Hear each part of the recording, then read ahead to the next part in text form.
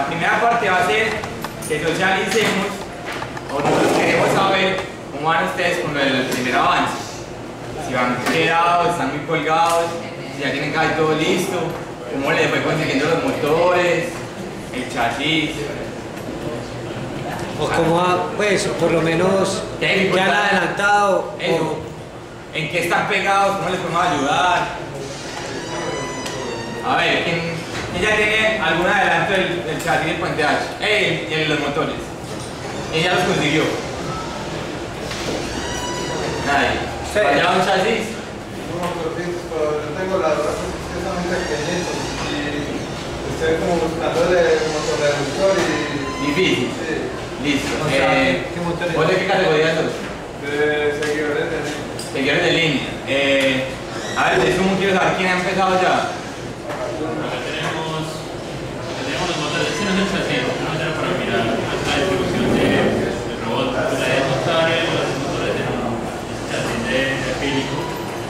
Pero el problema que tenemos con los motores es como el peso, que es muy Pesado. sería como colocarlos en la mitad de la placa y estamos pensando en un sistema de transmisión de orugas, una oruga triangular, algo así diseñado. El problema que tenemos es con los motores que no tenemos Engranajes. exacto, los piñones. Piñonería. Entonces, a la hora de la tracción y la torsión, sabemos que también nos puede funcionar o no. Listo. ¿Quién más tiene avances? ¿Quién más ha hecho ya? Por lo menos ha hecho la averiguación, ya tienen qué motor van a comprar. ¿Nadie? Una pregunta, pero nosotros queremos hacer las llantas delante. Sí. ¿Hay límite para el agarre de las llantas? Pues no sé, se va a compartir. Por ejemplo, vos vas a llegar a competencia y te prueban las llantas. Pero ¿en cuál? ¿Para cuál? Al Sumo. No, o sea, en Es materia... que estábamos viendo una persona regaló una competencia y decía que el mínimo agarre que debe tener es que yo ponga el robot y lo levante y no se pegue una hoja de papel. No, Pero para nosotros no hay. ¿La OPB no? Lo único que no debe de haber es chupas, mientras que se agarre. Exacto, nada más. Que por ejemplo, hay muchos que de pronto, bueno, ¿cómo hacemos para escoger los motores? A ver, ¿qué hacemos? Yo les muestro algo. La idea era como mostrarles hoy un poquito cómo pueden hacer ustedes para escoger el motor. O sea, porque uno a veces dice, bueno, ¿qué motor escojo? Porque debo escoger cierto motor, pues ciertas características. Por ejemplo, nosotros hace poquito estuvimos en la Cascada. En la minorista. En la minorista. Y compramos unos motores. Entonces, por decir, este motor tiene es de 12 voltios. Tiene un piñón, un tornillo sin fin acá y una transmisión por piñonería acá abajo. ¿Sí o no? Entonces uno dice, bueno, este motor me puede servir, tiene pues la transmisión, todo eso me puede aumentar el torque, para que este motor tiene muy buen torque, este tiene aún más torque que el anterior. ¿Sí o no? Por ejemplo, esos pueden ser para los de Sumo. Por ejemplo, a los velocistas, no necesariamente esos tienen que tener una piñonería, pueden ser unos motores un poco más grandes, pero que, o sea, que con el peso no se vayan a parar. No necesariamente tienen que tener piñones. Estos son más que todos para aumentar el torque, para aumentar más que todo el peso que pueden mover, ¿sí o no? Entonces la idea era como que ustedes vieran, por decir, los que no han comprado el motor, para los que están próximos a comprarlo, qué pueden hacer para comprarlo, o sea, primero las características, cómo lo ven físicamente, y después, si esto ya lo he comprado, más o menos tengan en cuenta, saber qué consumo de corriente tiene el motor, ¿sí o no? Porque cuando yo lo intento parar, cuando yo pongo el peso, o sea, una cosa es tenerlos así, moviéndose el solo, que es sin carga, y otra cosa es poniéndole carga, que es tratando de pararlo, pues simulando el peso pues, que debe tener la estructura. Por ejemplo, el de Sumo, 3 kilogramos, pues los motores tienen que mover 3 kilogramos, el del robot propio, más el de los 3 kilogramos del otro, entonces serían aproximadamente 5 o 6 kilogramos que se tienen que mover. Entonces la idea era que viéramos acá, quería mostrarles para cuando ustedes compren el motor, qué prueba pueden hacer para que ustedes más o menos sepan el consumo del motor, con carga y sin carga y con carga. Entonces, me permite un momento, solo desconecto la pantalla.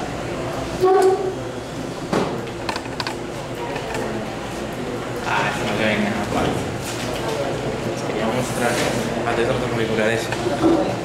Dale en la cámara. ¿Qué? Camela.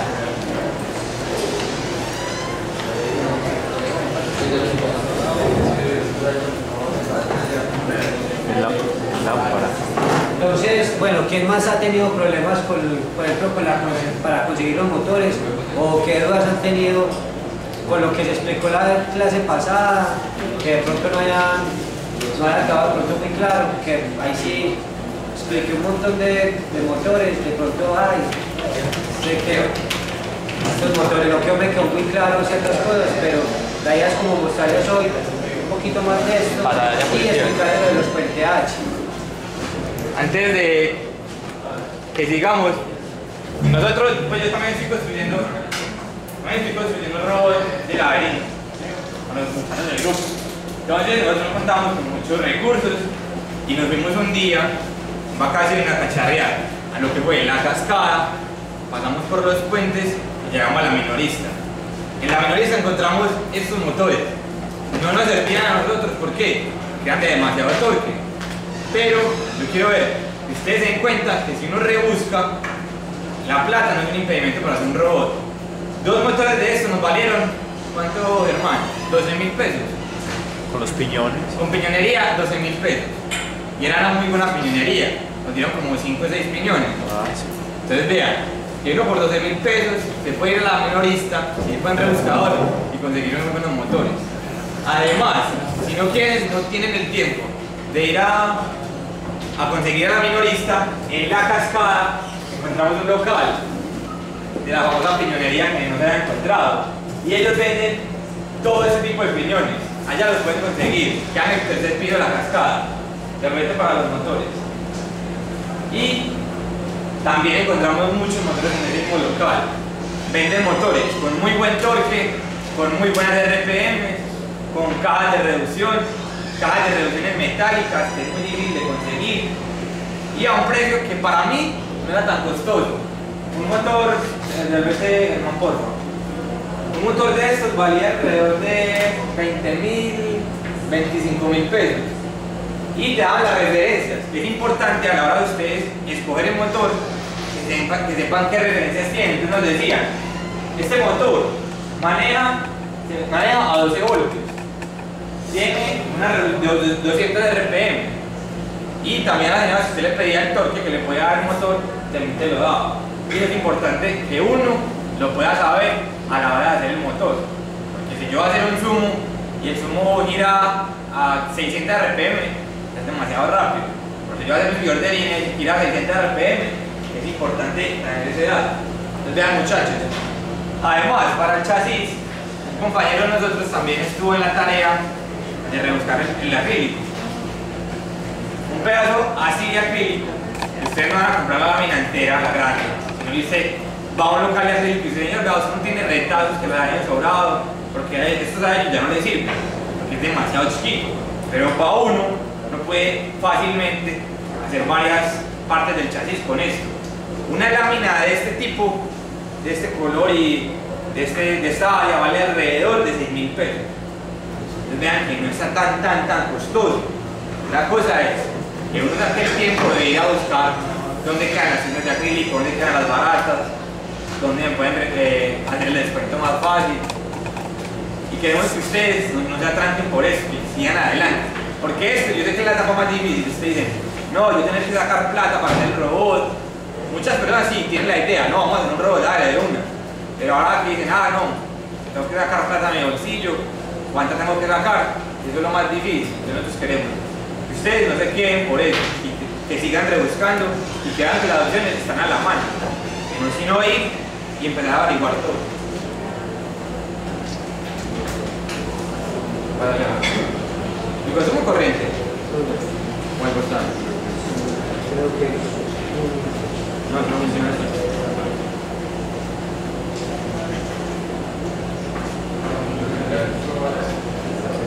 Los caimanes.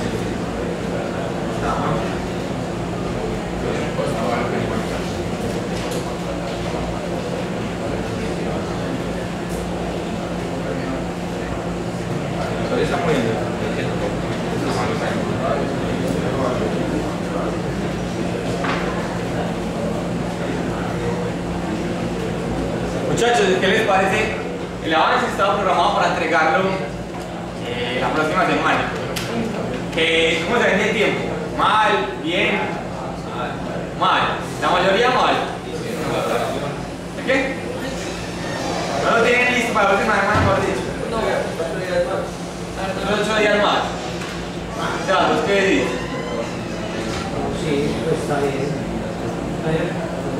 Pero no me... Vea, por nosotros no hay ningún problema, pues. Que lo revisemos hoy entre 8 días, entre 15, por mí no hay problema. Lo que no quiero es que al final estemos explicando programación, que es un tema extensito, que le estemos explicando a las carreras. Pues no sé, dentro de 15 días, ¿qué fecha caería? La última semana de julio. La semana de julio. Bueno, no hay ningún problema. Cada 27. O sea, entonces para 27. Bueno, muchachos, entonces quedamos así. Vamos a dejar el primer avance, que sería motores y chasis funcionando, bien montados. Mejor dicho, que yo pueda mover el robot con un hilo, que yo lo pueda mover, que se mueva. Entonces queda para el 27 de julio. Ya no se puede mover esa fecha.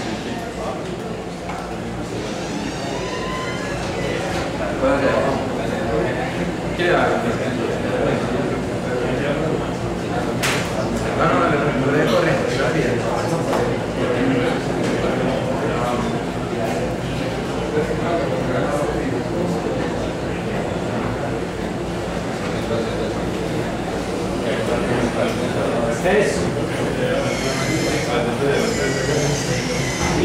Bueno, listo. Eso es lo que quería ver, pues iba a probar con el multímetro, pero al parecer salió infusible. Entonces, ¿qué pasa? Cuando vayan a probarlo, vayan a escoger el motor que ustedes necesitan, dependiendo de para la prueba o para la categoría que vayan a participar, ¿qué es lo bueno? Pues, ¿qué es lo que uno debe hacer? O sea, cuando lo compre, primero, si tienen el multímetro, colóquenlo, pues, quienes ya sepan manejar el multímetro, lo colocan en la parte de amperaje, en corriente, pues, que para medir amperaje. Lo que hacen es ponerlo en serie junto con el motor. La fuente, colocan en serie en una de las partes el multímetro y luego lo conectan la otra punta, el otro extremo del motor, pues la otra pata del motor la conectan a la fuente. Ustedes van a ir, pues aquí vamos a ver si ve un poquito mejor con la fuente, para que todo el mundo la vea. Entonces, ¿qué pasa? Este es el voltaje que yo le estoy metiendo, este es de 12 voltios y este es el consumo de la corriente sin carga. O sea, ahí no lo estoy parando, lo único que está trabajando ahí es la parte de la piñonería, ¿sí o no? Pero ¿qué pasa? Cuando yo le pongo carga simulando pues el peso del robot, él empieza a tener un consumo. Entonces, ¿qué pasa? Ese es, o sea, como lo máximo que yo le pude pues poner de carga o intentar parar el motor. Entonces, ¿qué pasa? Sin carga llega más o menos a 100 miliamperios, pero con carga, intentándolo parar, llega hasta 400 miliamperios y vea que pues no lo logré parar realmente. Entonces, ¿ya qué pasa? Ustedes dicen, bueno, que tengo ahí un motor con buena reducción, buen torque, pero necesito un voltaje muy alto para poderlo mover. Ya ustedes se quedan por ese lado a pensar en la batería, en el consumo que tiene este motor. Por ejemplo, si tenemos dos de estos, si yo pongo otro de estos ya sería en total, sin carga 120 miliamperios, sin carga los dos, pero ya los dos con carga, con la misma carga serían máximo hasta 800 miliamperios. Ya por ese lado ya máximo 800 miliamperios con carga. Ya piensen ustedes más o menos en una fuente que pueda entregar un poco más, normalmente el doble, para que tenga un buen tiempo de duración, una batería que le pueda entregar eso. Y ya más o menos, bueno, el tamaño de la batería, el peso de la batería, entonces ya ahí van sumando un montón de cositas, ¿sí o no? Para que ustedes vayan más o menos teniendo en cuenta. Entonces, bueno, este es uno, vamos a ver el otro. Entonces este máximo consumió 400 miliamperios. Vamos a probar este.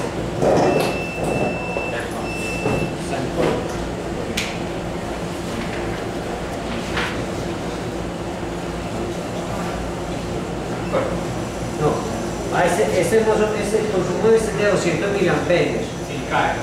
Sin carga. Pero este, ¿llegó hasta cuánto? Lo tumbó. Pero, ¿cuánto más para ir? Con 600. Ya con 300 miliamperios ya lo paro.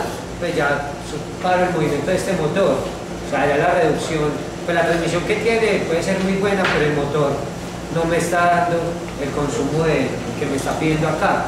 Si yo le llego a cambiar el motor por un motor que consuma un poco, pues puede consumir un poco más o puede consumir menos, pero la corriente que me exija puede ser mucho mayor, puedo utilizar esta transmisión. Ya me tocaría quitar el motor, la parte interna del piñoncito y adecuársela a otro motor. ¿Qué pasa? Que este de aquí, cuando ya lo paro, ya la fuente pita. ¿Qué es lo que hace ahí? Ya el consumo ya me tumba hacia el voltaje, porque ya la carga que le estoy poniendo es mucho. ¿Sí ven? Entonces eso hace que la fuente ya entre en corto y eso hace que me tumba el voltaje, me pide mucha corriente y la batería se me descarga. Entonces, para que vayan haciendo las pruebas, eso lo pueden hacer pidiendo pues prestada de pronto allí en el laboratorio de control, una fuente. O en el laboratorio en la asesoría. O también con nosotros pues van, nos piden, ven, la hora de asesoría, probemos este motor, miramos el consumo y ya ustedes van teniendo unos datos un poco más claros con eso y ya con la parte del consumo. ¿Sí o no? Entonces, era más que todo como para que vieran esto. Entonces, para los que no han podido conseguir el motor y no saben de pronto qué tipo de motor conseguir, pues ya más o menos van viendo. Esto es con mucho torque, si quieren vayan viéndolos. O los otros que son, por ejemplo, para los velocistas, un motor no necesariamente pequeño, puede ser muy veloz, pero no transmite mucha energía, ¿sí o no? Puede que con el peso que le pongas ya no se mueva. Puedes conseguir unos motores de 12 voltios que son un poco más, o de menos voltaje, de 9 voltios, pero son un poco más, pues te pueden mover un poco más de peso, ¿sí o no?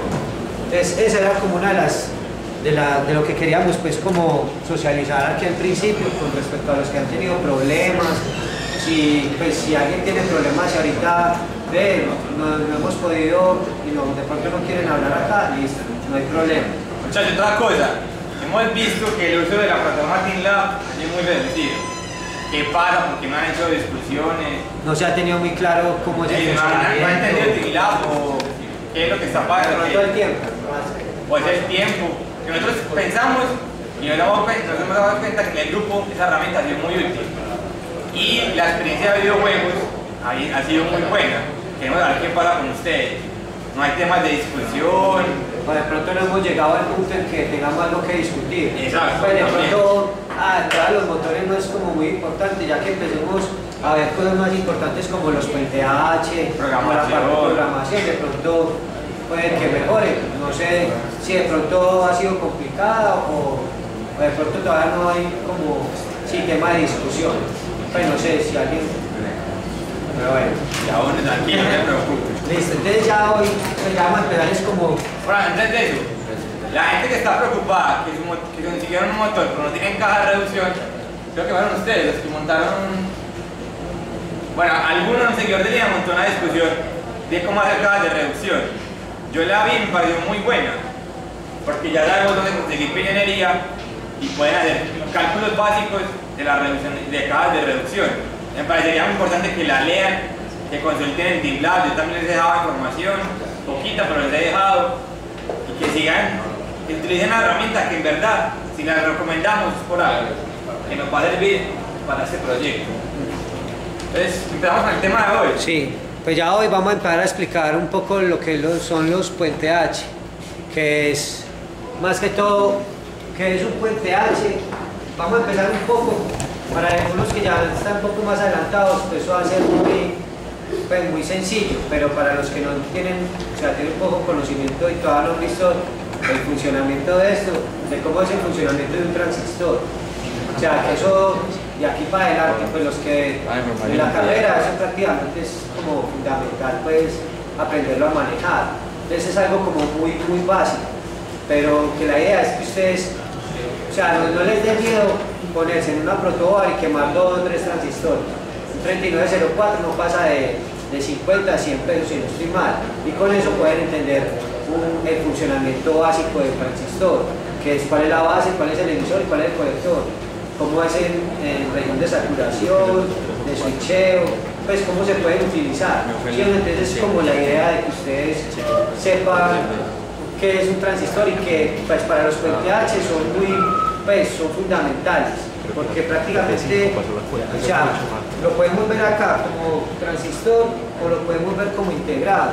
Podemos encontrar varias formas de un PNTH, lo podemos hacer, pues, lo podemos diseñar nosotros. Esta es por ejemplo la tarjetita para un integradito PNTH. Entonces más que todo es que ustedes entiendan, los que ya saben, que nos tengan un poco de paciencia, y los que no saben, pues por lo menos que entiendan y hagan pruebas en la casa, quemen transistores, eso es lo de menos. Vayan a la asesoría. Aprovechen y así van aprendiendo, y ya cuando lleguen a otras materias ya llegan pues por lo menos con un conocimiento básico. Muchachos, la idea del tema de hoy no es que entremos mucho en profundidad y les vamos a dejar ni avance, ni taller, ni tarea, no los queremos llenar todavía, pero que tengan los conceptos claros de cómo funciona un PNTH, ¿cierto? Entonces, el PNTH es un driver que se utiliza para el control de motores, que me permite controlar el giro del motor en un sentido y en el otro, ¿cierto? Y la unidad básica del PNTH es conocido como el transistor.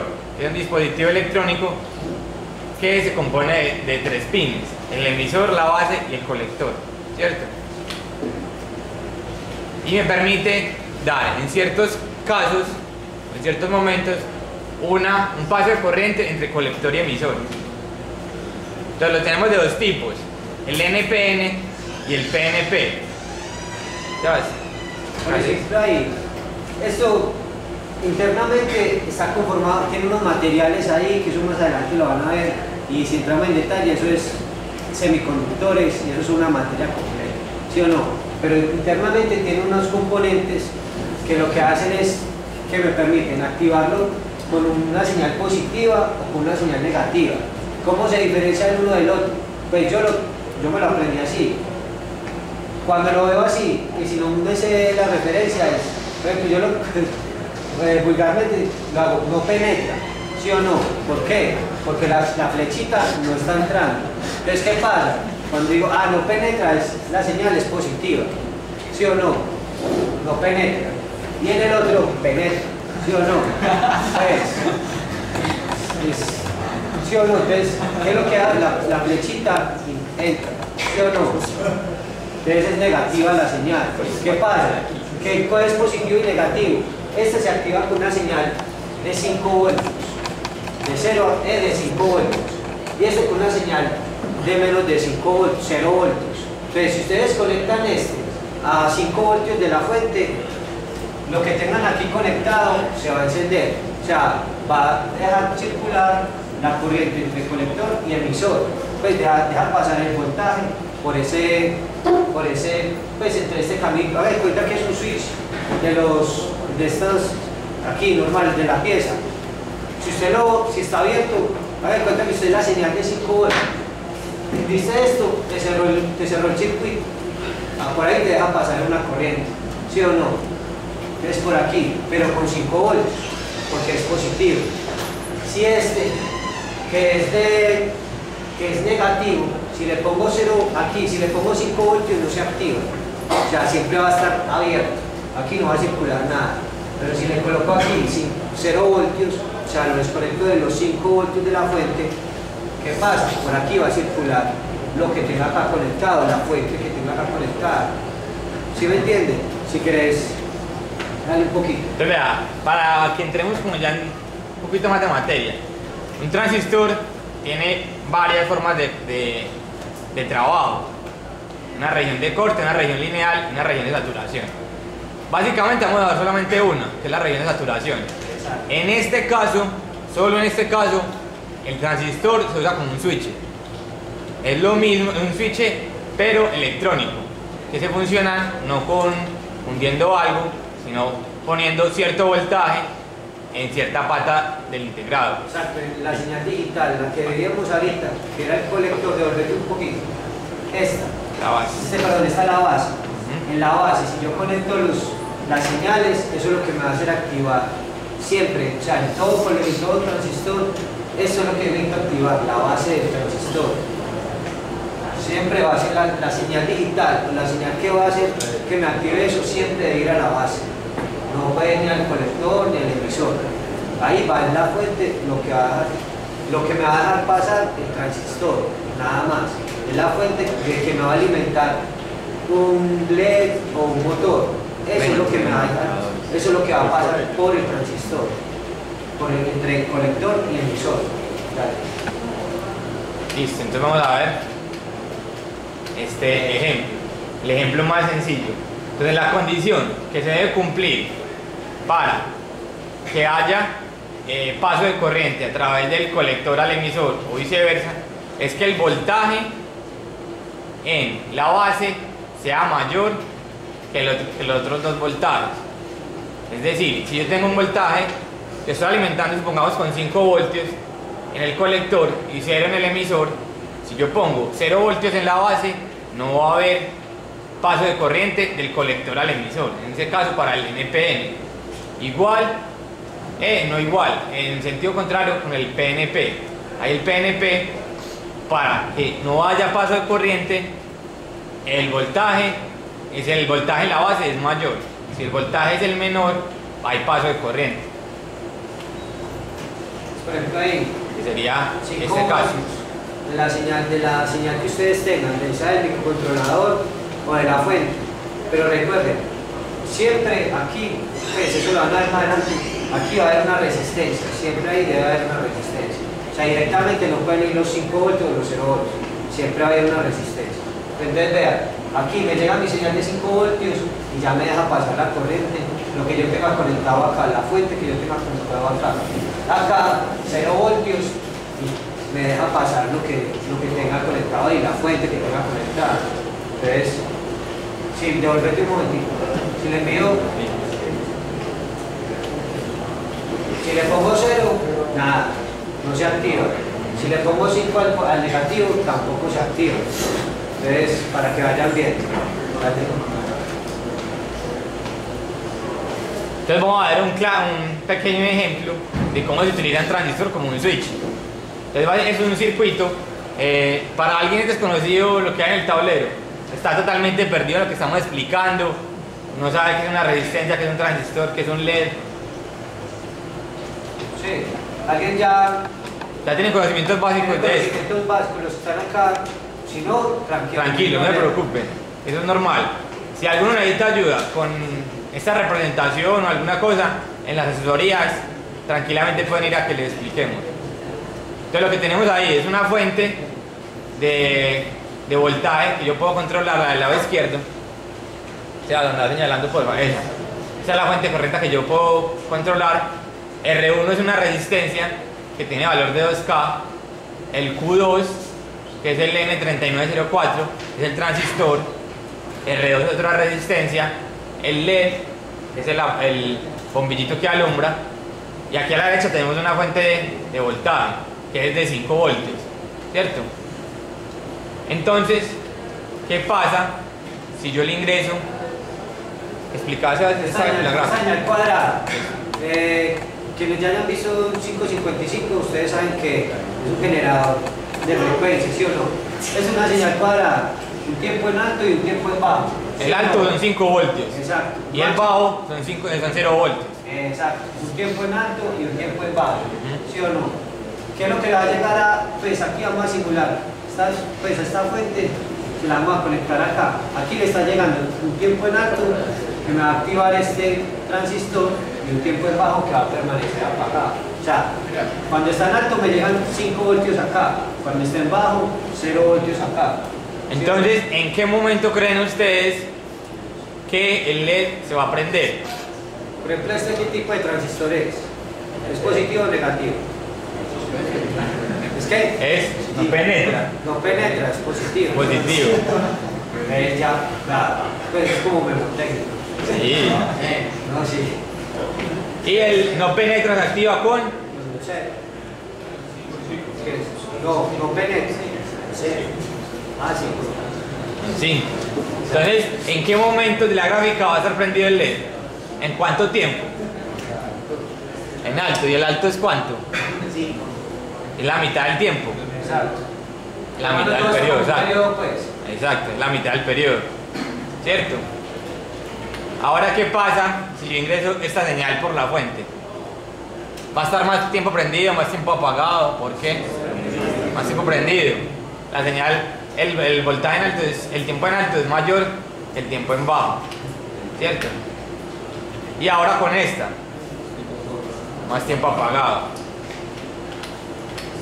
Eso es lo que necesitan saber. Entonces, dale ahí, entonces, ¿qué pasa? Cuando está en alto, se activa, llega el voltaje acá, ¿sí o no? Entonces se cumple lo que dijimos ahorita, el voltaje acá es mucho mayor que el que hay acá. Entonces llegan 5 voltios, me switchea. Entonces, ¿qué pasa? Esta fuente que hay acá va a circular por el dentro del transistor, ¿sí o no? Aquí lo hemos separado, pero internamente ya deja pasar esta fuente, estos 5 voltios que pasan, que hay de la fuente, nos deja pasar por toda la parte interna del transistor. Llega acá la resistencia, viene al LED y como cierra el circuito, se me enciende. ¿Cuánto tiempo? El tiempo que esté acá, ¿sí o no?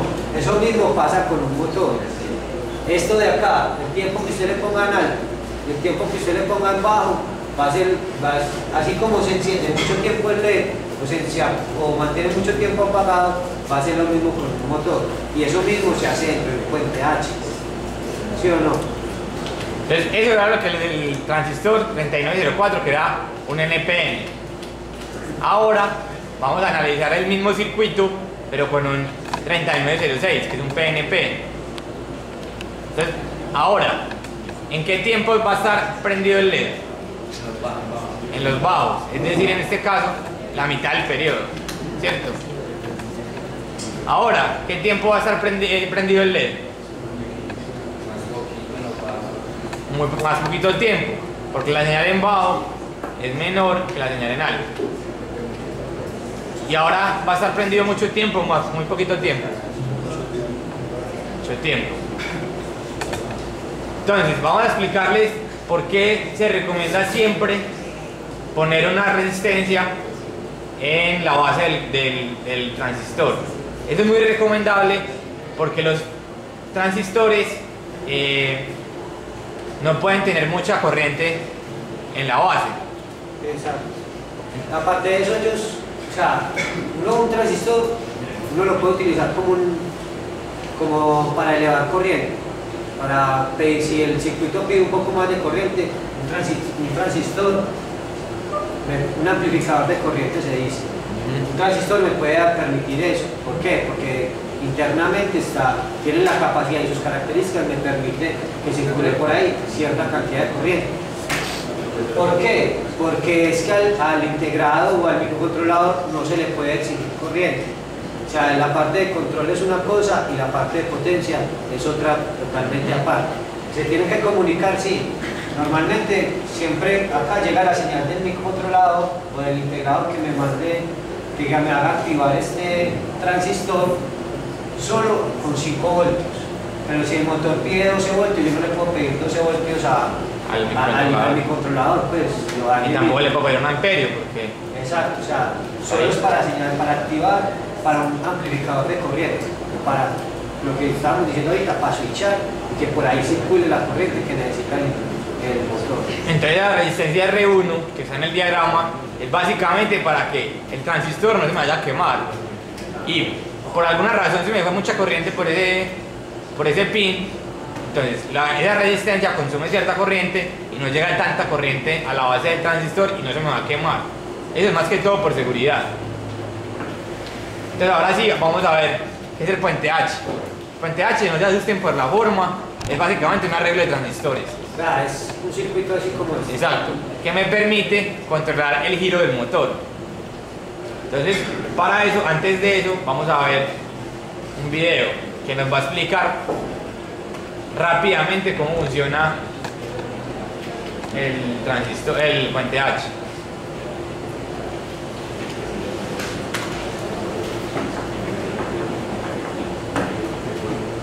No tiene sonido. Vamos a explicarlo a garganta. Bueno, entonces mientras, ya, más o menos hablemos de costos desde que inicie esto, mientras inicia, dependiendo, si ustedes lo quieren hacer, o sea, para lo que lo vayan a utilizar. Ya vimos que esto, ellos tienen un consumo, el motor tiene un consumo. Ah, bueno, claro. Ahora, primero expliquemos esto a los puentes H y ya después le hablamos de precio. Vamos a ver puente H.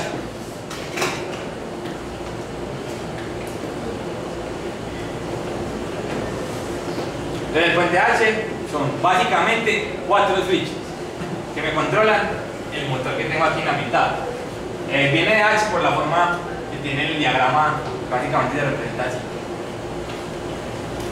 Entonces cada uno de estos switches es un transistor en la electrónica. Entonces me permite controlar el sentido de giro de los motores.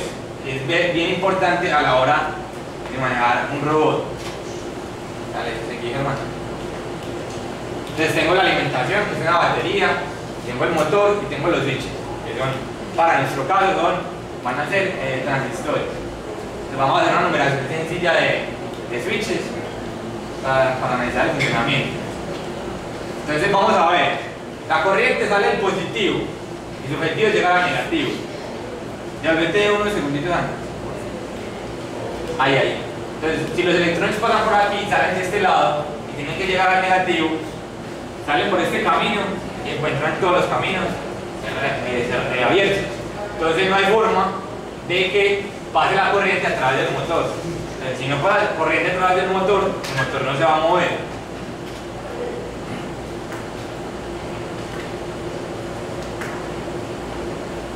¿Cierto? Entonces, analicemos el primer caso. Voy a cerrar el switch 1 y el switch 4. Entonces, si yo lo cierro, la corriente sale del positivo, tiene dos caminos, se ve que por el lado 2 está abierto, entonces no lo puede seguir, sigue por el lado 1, llega a través de dos caminos, ve que el lado 3 está abierto, no sigue por ahí, pasa por el motor, lo hace girar, llega al camino 4, y el camino 4 me cierra el circuito. Entonces ya me di cuenta que esa es una de las formas de funcionamiento. Y con esa forma de funcionamiento, el motor va a girar en un sentido. La importancia es siempre generar circuitos cerrados para que el motor tenga un funcionamiento. Entonces ahí ven cómo va el flujo de la corriente. Siempre da positivo o negativo. Entonces el motor gira en un sentido. ¿Cierto?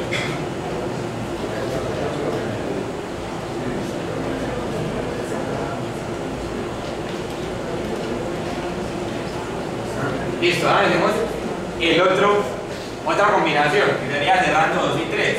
Sería exactamente lo mismo. La corriente llega aquí a este camino, tengo dos caminos. El uno está abierto, entonces lo sigo por ahí. Llega al 2, está cerrado. Llega a otra dirección. Ven, por aquí está el motor y por aquí está el 4. El 4 está abierto, entonces uno continúa por acá. Pasa la corriente a través del motor, lo hace girar, pero en este caso, en sentido contrario. Llega al camino 3. Que está cerrado, pasa por ahí, llega al negativo, tengo otro circuito cerrado y me da el otro sentido de giro del motor.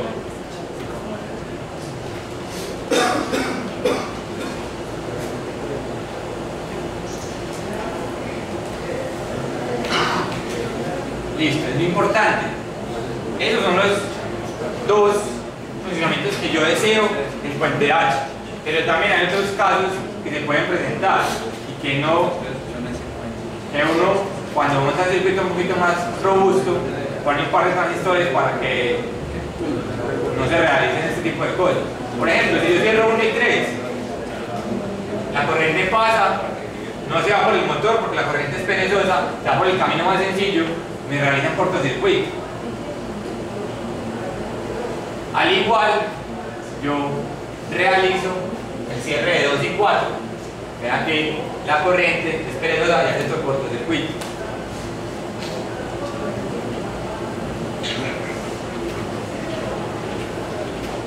Y si yo cierro 1 y 2, 3 y 4 no estoy haciendo nada porque el flujo de corriente se ve interrumpido siempre en estas dos combinaciones. ¿Listo? Entonces recuerden que el funcionamiento del puente H es básicamente activando dos transistores en diagonal. Nunca traten de evitar siempre esas dos combinaciones. Pero ahora sí, pasamos a las diapositivas y vamos a explicar cómo funciona la chorrera que teníamos ahora.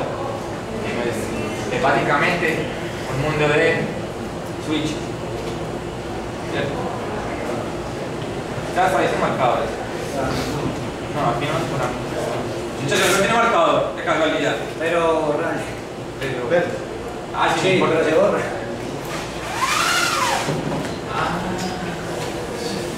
Bueno, pero sí. Listo, entonces vamos a ver. Un transistor, dos transistores, 3 y 4. Manuel, Esos 4. corrámosla así porque cojas el tablero. Ah, bueno, lo vemos capaz.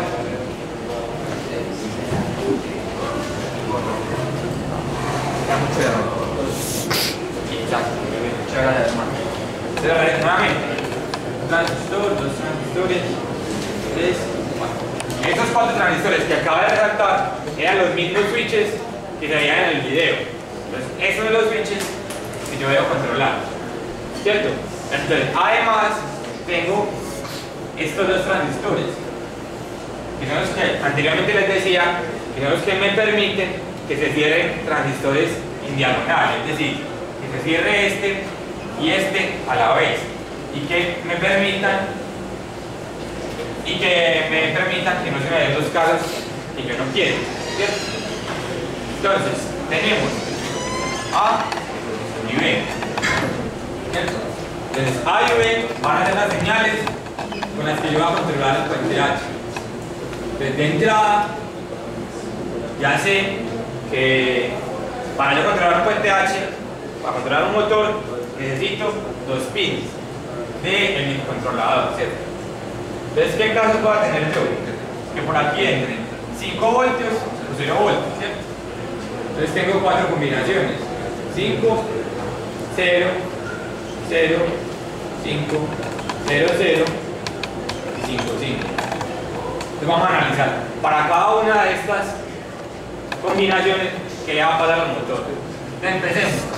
En 5 en A tengo 5 voltios, ¿cierto? Entonces analicemos qué va a pasar con el circuito.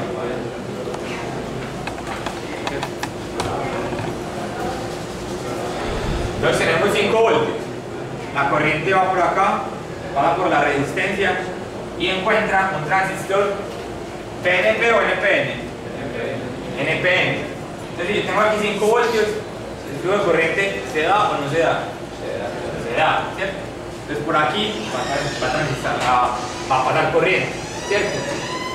Entonces, vemos que cuando pasa la corriente aquí, como aquí tiene que haber una diferencia potencial, este pin se convierte automáticamente en 0 voltios y deja pasar la corriente que hay aquí. Es decir, en este pin ya van a haber 5 voltios, ¿cierto? Entonces, ¿qué transistor es este? ¿Qué tipo de transistor? ¿Qué pasó? ¿Qué pasó? ¿Se perdieron? Se perdieron, listo. Bueno. Entonces, ¿qué caso estamos analizando? Tengo aquí 5 voltios, ¿cierto?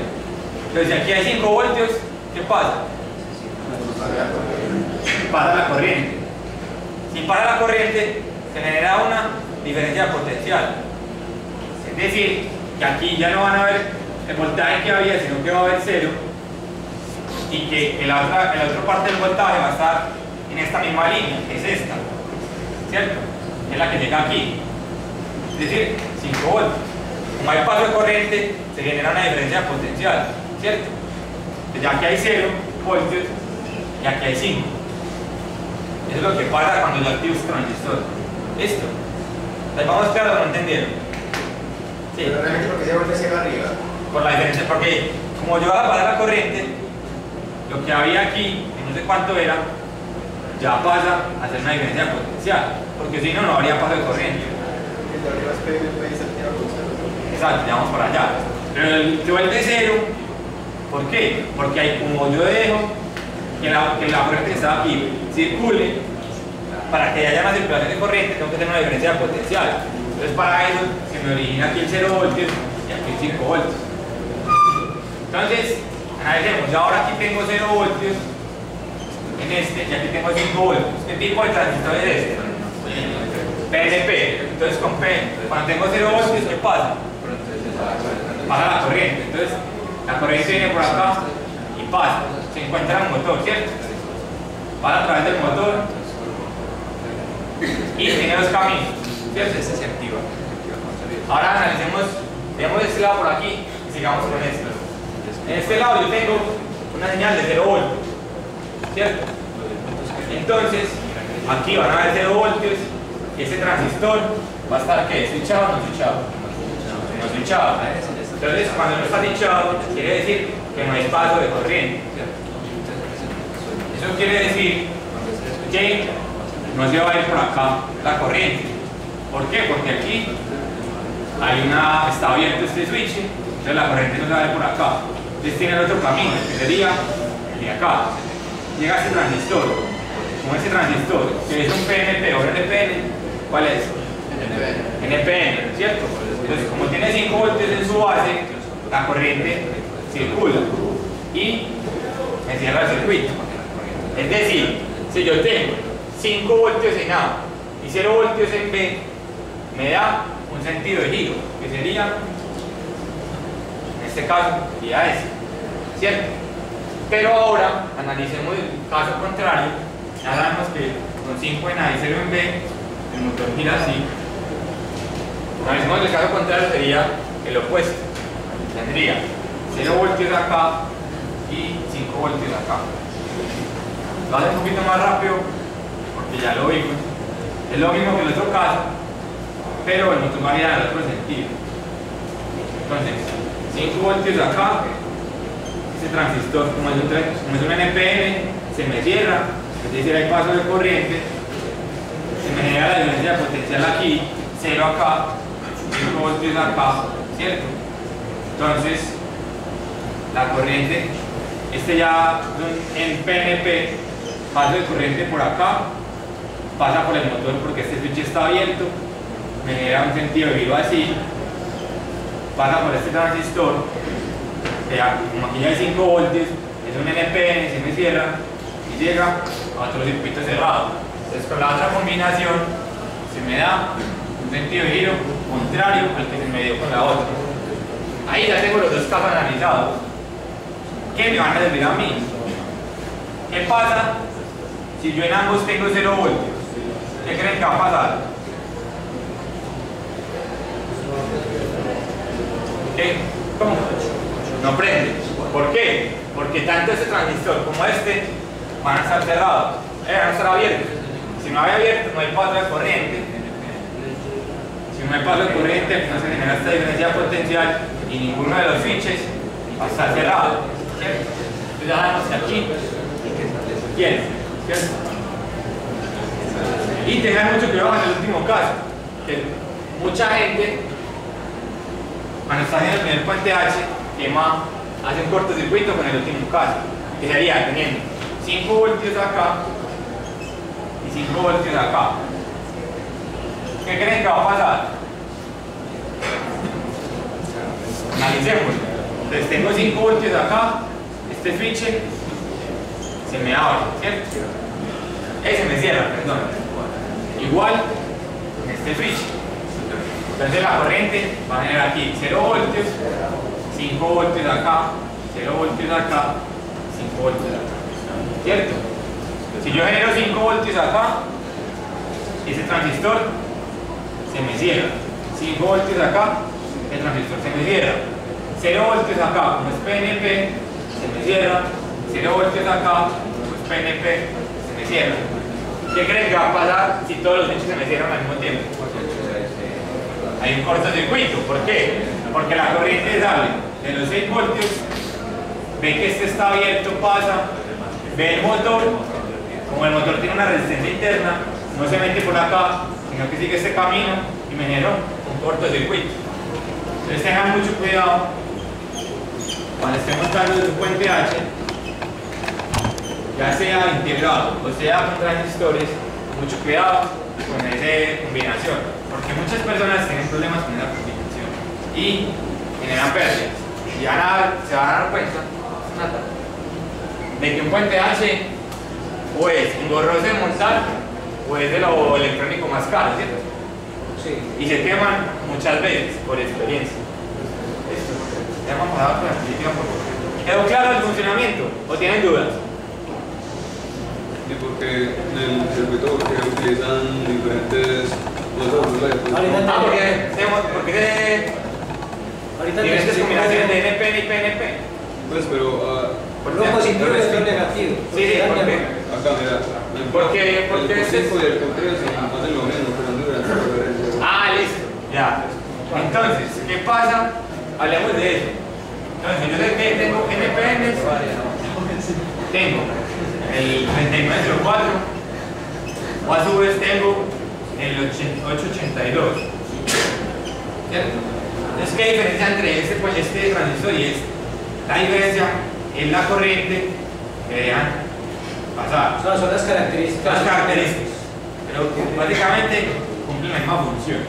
Pero lo que pasa, el 3904 es un transistor más sencillo de manejar junto con el 2222, pero la corriente que dejan pasar es muy bajita. Entonces muy fácilmente uno los quema. Entonces como yo tengo un motor que consume corriente, la corriente que va a pasar por el circuito va a ser un poco más robusta y muy fácilmente si trabajo con un 3904 se me quema. Pero si trabajo con este tipo de transistores que seguramente aguantarán más corriente, me van a soportar el trabajo. Eso básicamente. Los transistores son TIP. Los TIP. No, los TIP. los TIP son diferentes. Pues, lo voy a decir así muy coloquialmente, es dos transistores en cascada, o sea, uno debajo del otro. Son transistores Darling.